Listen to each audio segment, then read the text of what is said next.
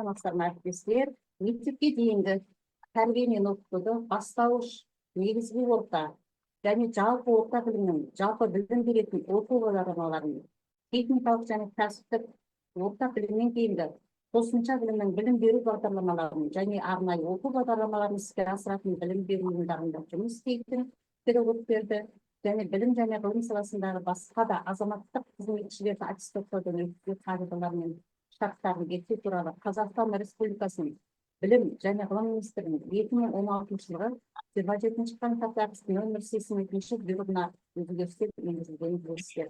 Былтырғы оқу жылында 24 жылы сәуір айында енгізілген өзгерісте 72 бұйрық бойынша соның бірінші қосымшасы бойынша былтырғы оқу жылында мұғалімдер аттестатталған. Ал биылғы оқу жылындағы аттестатталатын мұғалімдер осы биылғы мектепке дейінгі тәрбие мен оқытуды бастауыш, негізгі орта және жалпы орта білімнің, жалпы білім беретін оқу бағдарламаларын, техникалық және кәсіптік орта білімнен кейінгі қосымша білімнің білім беру бағдарламаларын және арнайы оқу бағдарламаларын іске асыратын білім беру ұйымдарында жұмыс істейтін педагогтарды және білім және ғылым саласындағы басқа да азаматтық қызметшілерді аттестаттаудан өткізу қағидалары мен шарттарын бекіту туралы Қазақстан Республикасы білім және ғылым министрінің 2016 жылғы 27 қаңтардағы нөмір 83 бұйрығына былтырғы жылы және биылғы оқу жылында өзгерістер енгізілгенін білесіздер. Осы Қазақстан Республикасы оқу ағарту министрінің 25 жылғы қаңтарда енгізген өзгерісіне байланысты биылғы аттестатталушы мұғалімдер нөмір 72 бұйрықтың екінші қосымшасына мен аттестатталмақ. Сол негізде педагог зерттеушілер өздерінің санаттарын растайтын және педагог зерттеушілікке өтетін және сонымен қатар кезектен тыс сарапшылыққа өтетін мұғалімдер міндеттелген өздерінің авторлық әзірлемелерін үш ауданға тарату міндеттеліп отырғанын білесіздер. Осыған орай қазіргі сіздердің алдарыңызда 7 мұғалім өздерінің авторлық әзірлемелерін сіздердің алдарыңызда ұсынбақ. Бұл жерде Ауылзыл ауданы нөмірі 123 мектеп гимназиядан 3 информатика пәні мұғалімі, 2 математика пәні мұғалімі, Жетісу ауданы 148 мектептен математика пәні мұғалімі, Наурызбай ауданы 206 мектептен математика пәні мұғалімі, бір мұғалім өздерінің авторлық бағдарламаларын оқуларыңызға салмақ. Берілді. Сәлеметсіздер ме әріптестер? Бүгінгі менің авторлық бағдарламаның тақырыбы Python бағдарламалық тілі. Бұл 6-11 сыныптарға арналған, аптасына бір рет барлығы 34 сағатқа арналып жасалған кіріспе. Бұл бағдарлама оқушыларға Python бағдарламалық тілінің негізгі үйретуге бағытталады. Python қарапайым, ең қолданылатын және қуатты бағдарламалардың тілі.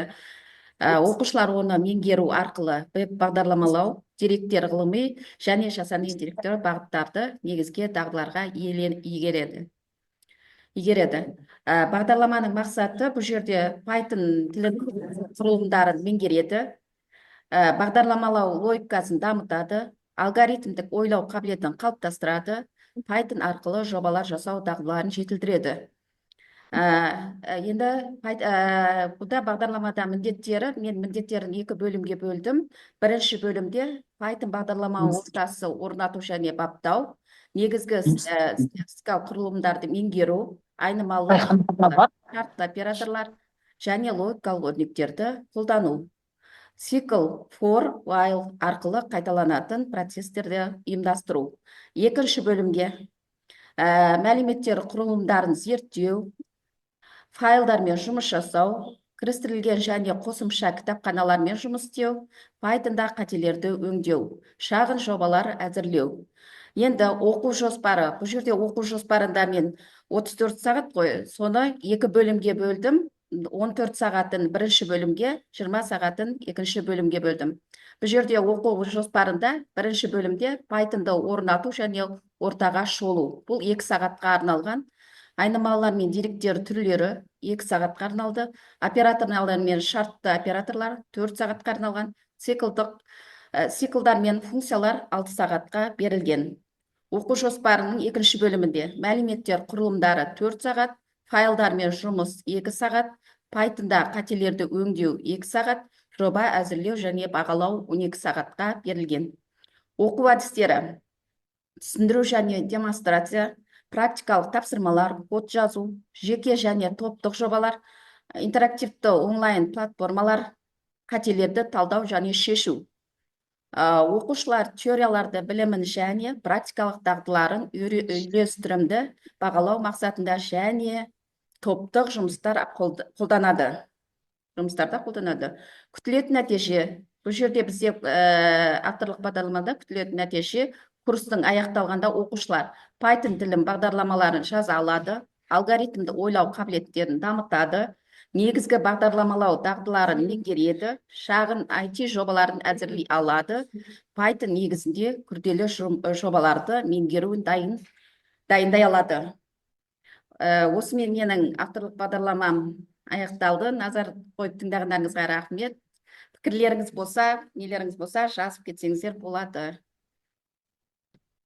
Рахмет. Көрсеңіздер өзі.